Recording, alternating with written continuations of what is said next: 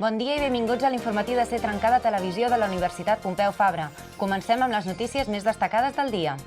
L'Autoritat del Transport Metropolità implantarà un nou sistema tarifari integrat.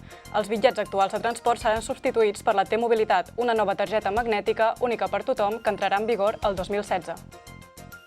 La reforma del Codi Penal ha creat polèmica per la figura de la presó permanent revisable.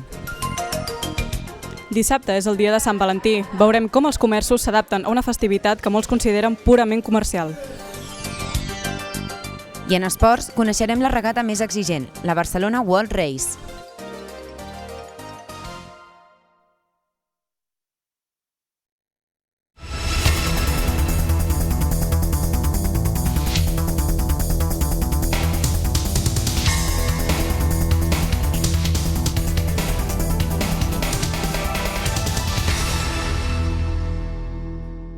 El 2016 s'implantarà el nou sistema tarifari de transport públic proposat per ATM.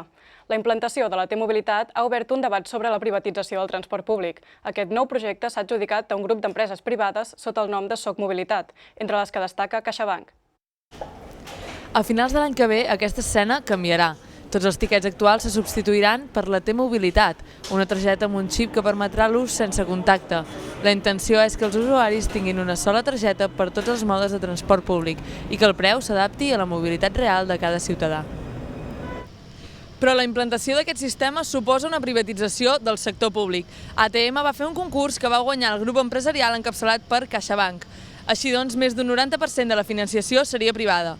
Aquesta privatització del transport públic ha despertat moltes queixes entre els ciutadans i diferents associacions com Stop Pujades, la promoció pel transport públic i diferents associacions de veïns s'estan queixant.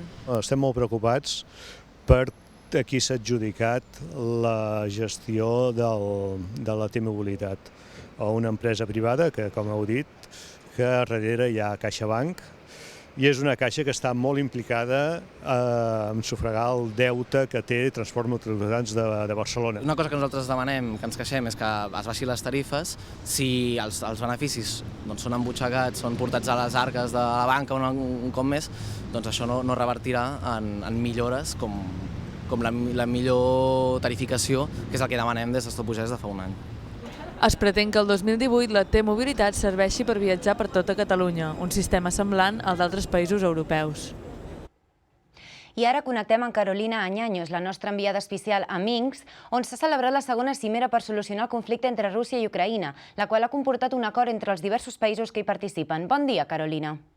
Bon dia, Irina. Després de 17 hores de reunió sense interrupcions, Putin ha anunciat davant dels mitjans que s'ha arribat a un acord amb la resta dels participants de la cimera de Minsk, entre els quals es troben la cancellera alemanya Angela Merkel i el president francès François Hollande. Després de diversos enfrontaments armats entre Rússia i Ucraïna, s'ha decretat un alto al foc que comença aquest mateix diumenge. Els experts, però, veuen aquest pacte com a fràgil perquè ja se'n va fer un similar al setembre i no es va respectar. El desarmament dels dos bàndols és una cosa bàsica i en la qual insisteixen molt tant Merkel com Hollande. I en aquest sentit, el president del Consell Europeu de Brussel·les, Donald Tusk, creu que hauríem d'esperar fins que les paraules en paper es converteixin en fets. El pacte, doncs, no és definitiu. La reforma del Codi Penal aprovada unilateralment pel Partit Popular ha aixecat molta polseguera per la figura de la presó permanent revisable.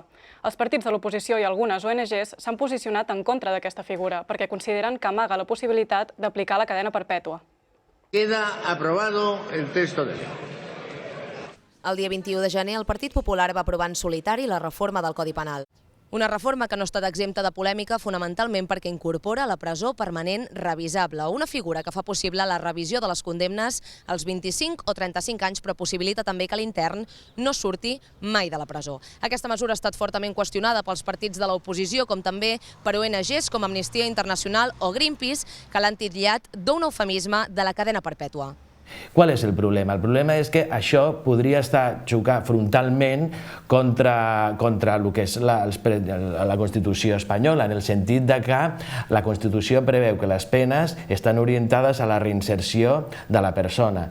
El Partit Popular, però, afirma que la presó permanent revisable és necessària i que només s'aplicarà en aquelles condemnes per crims d'especial gravetat. Nace sobre todo para perseguir aquellas conductas que son realmente extraordinarias, pero que son realmente reprobables. No puede ser, ni mucho menos proporcional, que si una persona comete un asesinato, cumpla la misma pena que si esa misma persona u otra, lógicamente, comete 10, 15 o 20 asesinatos. D'altra banda, els principals partits de l'oposició creuen que les revisions de les condemnes després de 25 o 35 anys d'internament, així com la possibilitat de no sortir mai del centre penitenciari, és una violació dels drets humans. Suposa un tracte absolutament inhumà contra les persones, hagin fet el que hagin fet. De moment, el secretari general del PSOE ja ha anunciat que la seva formació portarà a la presó permanent revisable al Tribunal Constitucional. Un cop retorni del Senat, la integritat de la reforma serà previsiblement aprovada pel Partit Popular.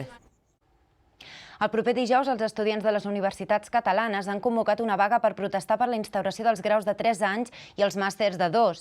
A una setmana de la convocatòria, els sindicats d'estudiants ja s'estan preparant. Tenim a la Maria Dolors Cuenca a la plaça de la Facultat de Comunicació de la Universitat Pompeu Fabra, on avui es farà l'assemblea oberta per animar tots els alumnes a donar suport al 26F. Bon dia, doncs sí, d'aquí una hora comença aquesta assemblea oberta organitzada per estudiants de CIDIM, que el principal punt del dia que tractarà avui és la vaga convocada pel proper dijous 26 de febrer. Una vaga que és la resposta de la comunitat educativa i del sindicat d'estudiants a la reforma de la llei universitària proposada pel ministre Wert. Recordem que el que implanta aquesta nova llei és un grau de 3 anys, però que s'hauria de complementar amb màsters de 2 anys. El que critiquen és que això podria encarir el cost dels graus, però també podria provocar retallades pel que fa al professorat. Tenim amb nosaltres a Pol Rovirosa, membre del CPC de Poblenou. Pol, quines creus que poden ser els efectes negatius d'aquesta nova llei? Els efectes negatius és que, com es redueixen els graus a 3 anys, obliguen que els estudiants hagin de fer un màster per poder tenir una formació completa, i d'aquesta manera, com ja en les universitats catalanes hi ha una manca d'oferta de màsters públics i tots els màsters tenen preus molt alts que no es poden pagar, farà que el preu de la formació i de l'educació superior augmenti molt. I quina espereu que sigui la participació en aquesta vaga convocada pel proper dijous? Bé, esperem que sigui massiva, que tots els estudiants s'hi sumin, perquè realment ens acaba afectant a tots i veurem si en els propers dies podem aglutinar el màxim de gent possible. Doncs moltes gràcies, estarem molt pendents d'aquesta assemblea, també molt pendents de la vaga del proper dijous 26 i seguirem informant.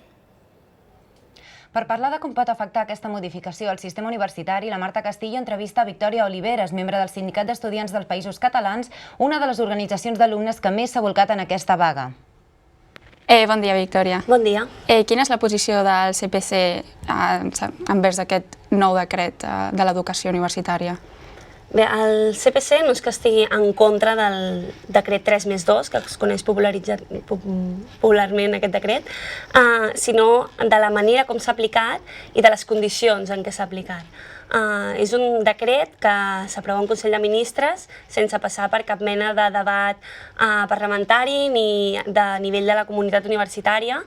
Per tant, s'aplica des de fora i sense conèixer la realitat que estan vivint les universitats que encara estan en transició cap al model del Pla Bologna.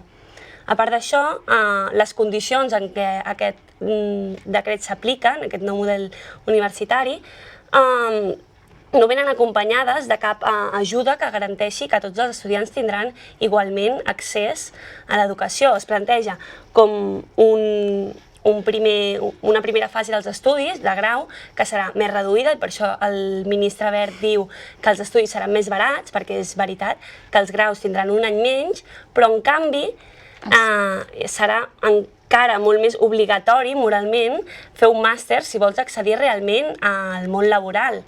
Per tant, si el model educatiu que tenim aquí no canvia, els màsters acostumen a ser molt més cars que els graus, amb la qual cosa el conjunt encarirà encara més els estudis universitaris. Diguéssim que es pot produir una privatització de la universitat pública. Esclar, si continuem amb el mateix model, la majoria de màsters, només un 35% dels màsters a Catalunya són públics, i ja fins i tot els públics són més cars que els graus, però els màsters privats tenen aquí un camp de proves impressionant, se'ls dona el doble de temps que ara tenen, per tant, la capacitat de guanyar el doble de diners que estan guanyant ara els centres adscrits i les universitats privades en aquest terreny. I creieu que per això els rectors de les universitats catalanes van ser els que van celebrar més aquesta nova mesura del govern? Bé, no tots els rectors, en general, perquè, per exemple, el rector de la UB ja s'ha posicionat força contrària a aquesta mesura, però sí, per exemple, el rector de la Universitat Pompeu Fabra, el senyor Casals, s'ha posicionat favorable en aquest decret, perquè la Pompeu Fabra, com tots sabem, li agrada el model innovador, elititzador. Per tant, ja estan pensant en nous graus per atraure a estudiants d'altres països. Això ja ho ha deixat molt clar el nostre rector. I és una de les universitats que té més centres adscrits on es cursen aquests màsters privats. Per tant, aquesta mesura, si no ve junt amb un canvi de perspectiva que els màsters han de ser públics o han de tenir més ajudes, beneficiarà molt més els centres adscrits. I creieu que finalment s'aplicarà o es quedarà amb una... Sí, tot i que hi ha hagut aquesta moratòria de que no s'apliqui directament l'any vinent, el curs següent, 2016-2017, ja hi ha moltes universitats que estan pensant en fer aquests nous graus de 3 anys i fins i tot podria ser que alguna universitat se saltés la moratòria i comencés l'any vinent amb un nou grau, o sigui, no amb una adaptació d'un grau de 4 a 3 anys, sinó amb la creació d'un nou grau directament de 3 anys. Ho tenen força assumit. Doncs moltes gràcies, Victòria.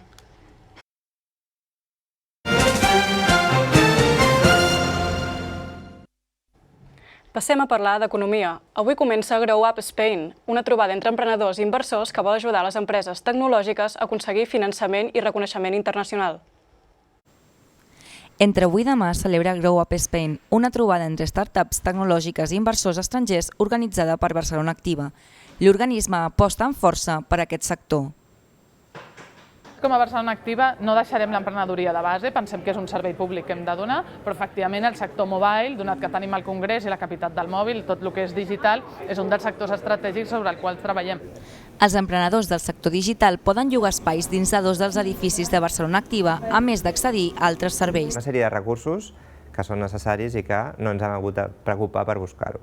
Després ens han ajudat també amb temes de finançament, no que ens hagin donat finançament, però sí que ens han ajudat a buscar-lo.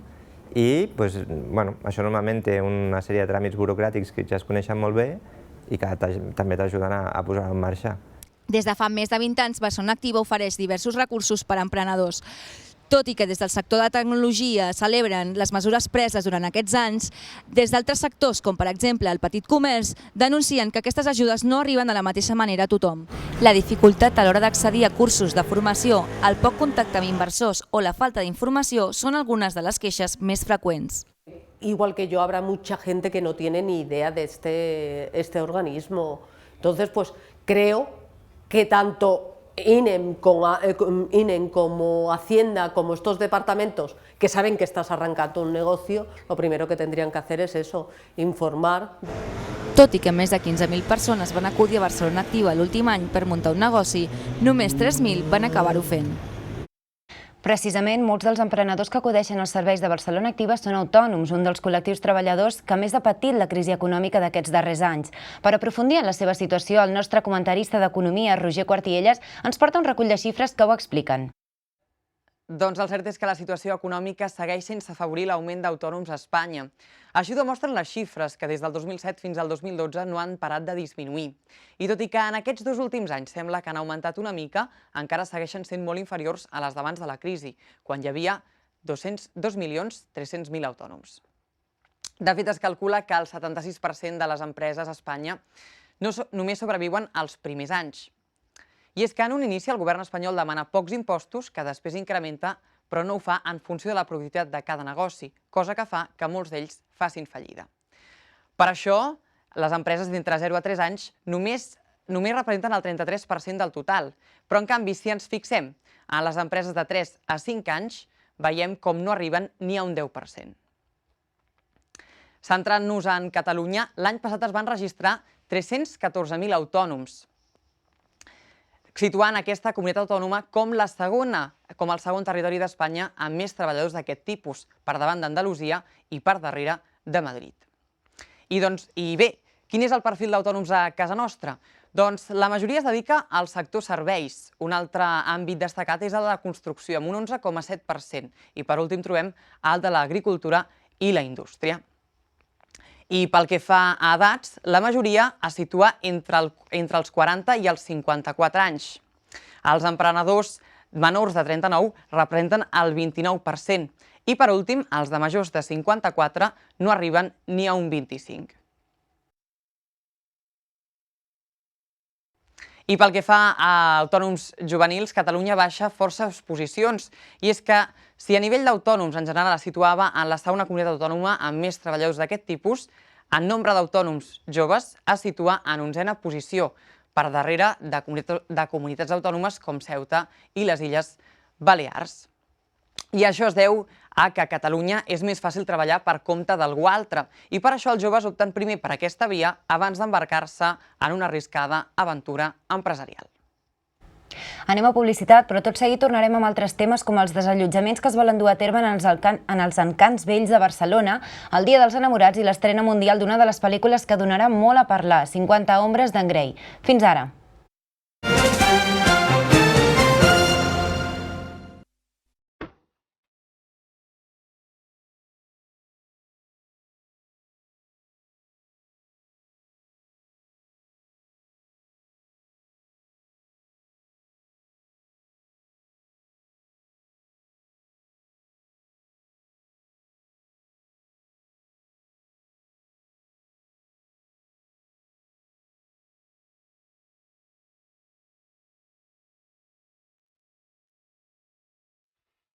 Sad.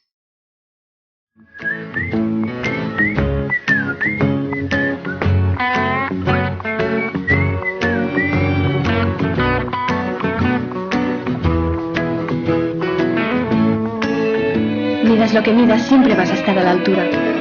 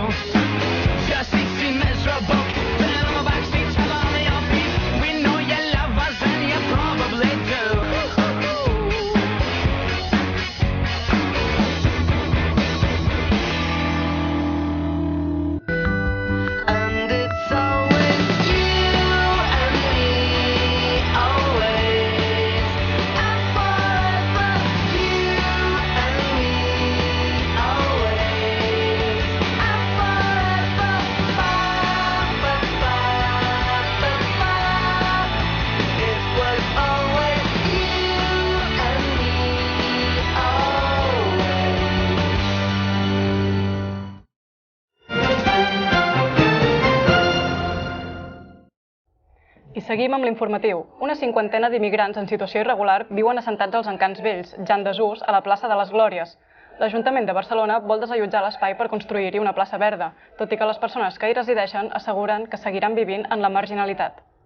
On fa un any es podien comprar objectes de segona mà, ara hi habiten una 50ena d'immigrants subsaharians i magrebins. L'Ajuntament preveu desallotjar l'assentament il·legal que s'ha format als Encants Vells, el darrer que queda, al barri del Poble Nou. Tots ells sobreviuen de la compravenda de ferralla, l'única alternativa laboral que troben al no tenir permís de residència. Y que nosotros hemos escogido la marginalidad, hemos escogido vivir entre escombros, eso lo hemos escogido. El Ayuntamiento no puede hablar así. El Ayuntamiento que diga la verdad. Aquests terrenys, de propietat municipal, s'inclouen dins del pla de remodelació de la plaça de les Glòries. L'Ajuntament vol que aquest espai sigui una nova plaça verda. Els immigrants que malviuen de la ferralla demanen solucions i l'administració catalana s'escuda en la llei d'estrangeria, que és competència de l'Estat espanyol. És el govern espanyol el que dona el permís de residència i els permisos de treball vinculats al permís de residència.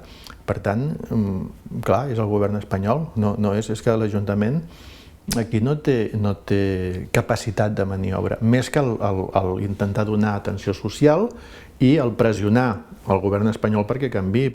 Les associacions que integren l'Assemblea Solidària contra els Desallotjaments critiquen la falta de voluntat política de l'Ajuntament, que tot i haver proposat mesures no s'ajusten a les necessitats reals d'aquest col·lectiu i estan dirigides a una minoria.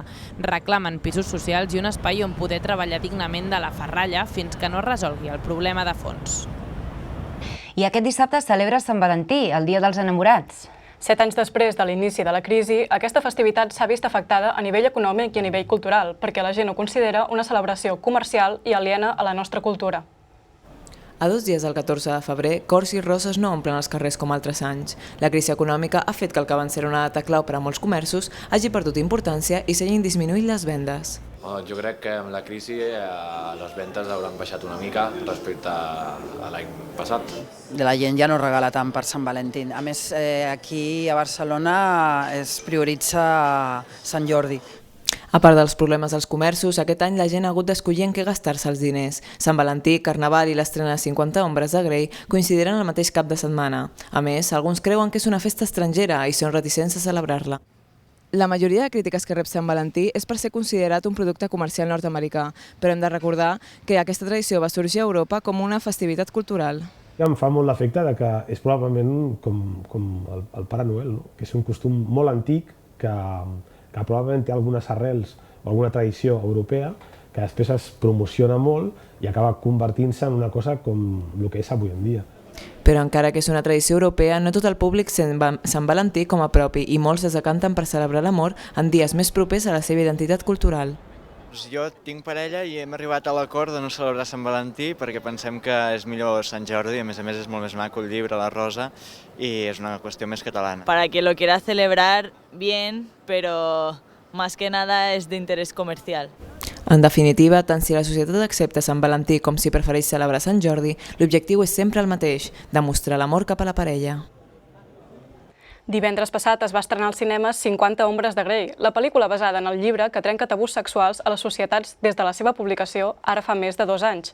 Aquest fenomen no només ha revolucionat el panorama literari, sinó que també ha beneficiat alguns sectors de negoci, com és el cas de les botigues eròtiques.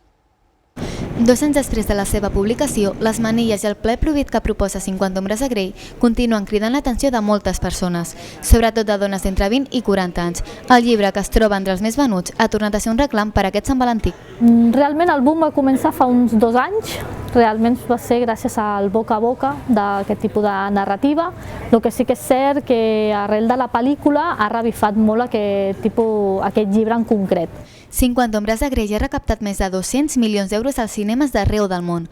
La majoria d'entrades anticipades es van esgotar abans de la seva estrena el passat divendres. 50 ombres de Grey no només ha estat un lèxic literari, sinó també una de les pel·lícules més esperades d'aquest 2015. Aquest fenomen ha trencat les barreres de la ficció i ha afectat de forma directa la concepció que moltes persones tenen del sexe. Les botigues eròtiques també s'han beneficiat de la febre de Grey. Les dones són les màximes compradores d'aquest tipus de productes. El que sí que m'he fixat és que dones que potser no havien entrat mai a la botiga, és el que més m'ha sobtat, que no havien entrat mai a la botiga ni a comprar un simple lubricant i ara venen a buscar aquest tipus de producte. El fenomen ha provocat la desinhibició de moltes persones i els majoristes han aprofitat per crear packs de productes eròtics relacionats amb 50 ombres de Grey. Fa 25 anys, Pixar va capgirar el món de l'animació gràcies a les noves tecnologies que van permetre fer més fàcil la feina dels dibuixants. Aquests dies a Barcelona es pot visitar una exhibició sobre el procés de treball que permet fusionar tant el dibuix com les tècniques digitals d'aquesta companyia. El CaixaFòrum de Barcelona ofereix una exposició sobre Pixar, el reconegut estudi d'animació que va revolucionar el cinema de dibuixos animats amb l'ús de la tecnologia als anys 90. A la mostra s'hi pot veure tota la feina artística que es fa als estudis prèviament al procés de digitalització de les seves famoses pel·lícules d'animació. L'exposició està complementada per un cicle de conferències d'experts de l'animació. Aquesta tarda, Jaume Duran, professor de cinema de la Universitat de Barcelona, impartirà la primera, sobre els efectes de la tecnologia en el món del cinema d'animació. Els resultats que Pixar ha aconseguit amb la seva fusió entre tecnologia i art semblen haver convençut a tot el seu públic. Quina és la teva pel·lícula preferida de Pixar? La pel·lícula Up, la del senyor gran. I creus que l'ordinador ajuda a fer millors pel·lícules de cinema d'animació? Sí, la veritat és que sí. Per què? Home, perquè realment a nivell d'efectes i de colors i de més, doncs jo de veure cine com el veia abans a com el veig ara, la veritat és que sí, ajuda moltíssim. Nemo. Pues yo creo que sí, por los colores, el movimiento y todo. Toy Story 3 és de les que m'ha agradat més, de les que he vist últimament, sí. La definició, la qualitat de moviment, poder reconèixer un personatge o un altre només pel moviment. El seu procés creatiu mostra els efectes de la tecnologia aplicada al cinema. I ara continuem amb la informació esportiva.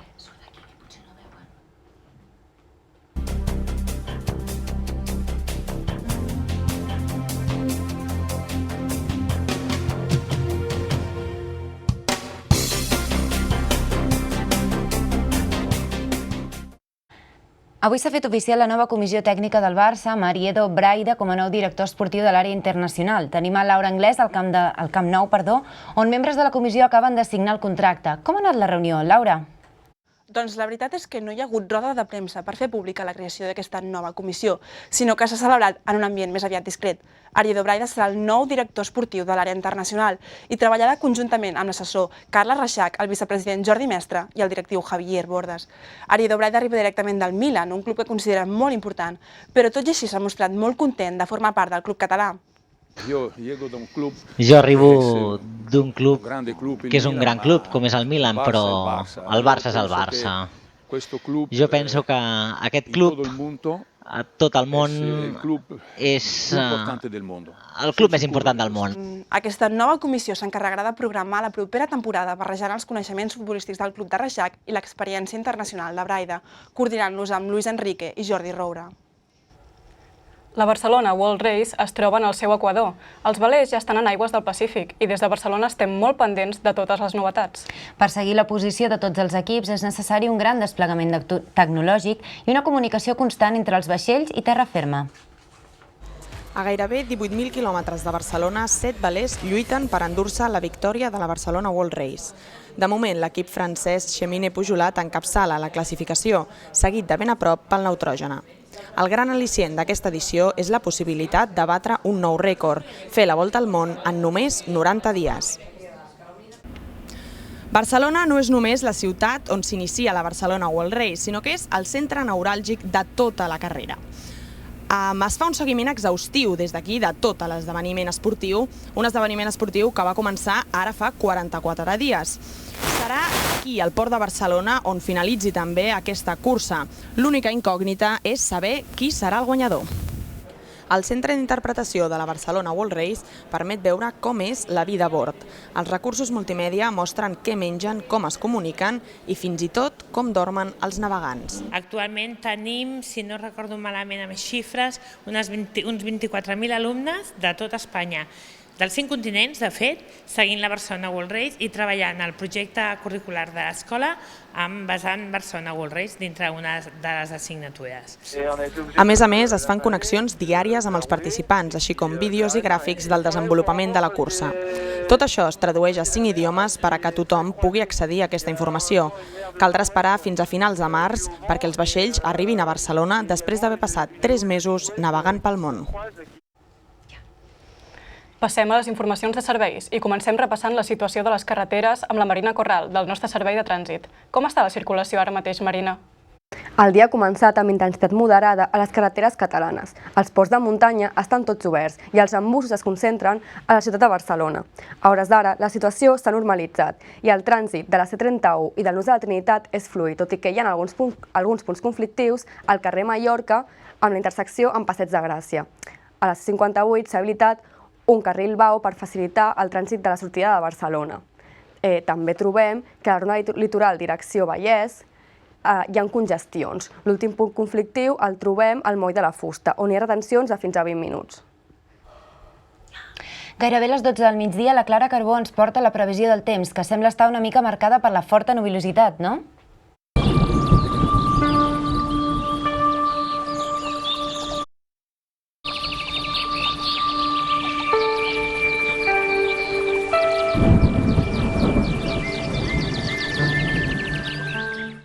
Ens hem despertat amb el cel força ennuvolat i amb precipitacions tant a la zona del litoral com al prelitoral. Les temperatures màximes, que aniran disminuint al llarg de la setmana, oscil·len avui al Pirineu entre els 5 i 10 graus, al Prepirineu i a la depressió central entre els 7 i 12 graus i entre els 10 i 15 graus a la resta del territori.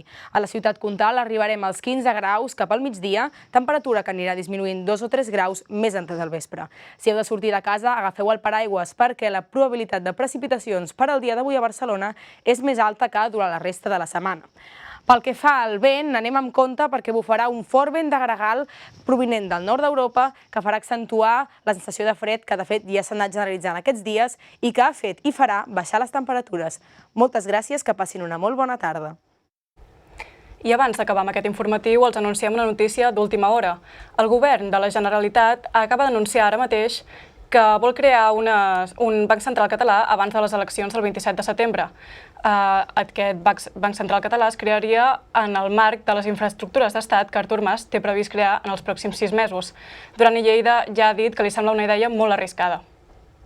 I això és tot per avui. Aquí ens acomiadem d'aquest informatiu. Moltes gràcies per la seva atenció i fins la propera.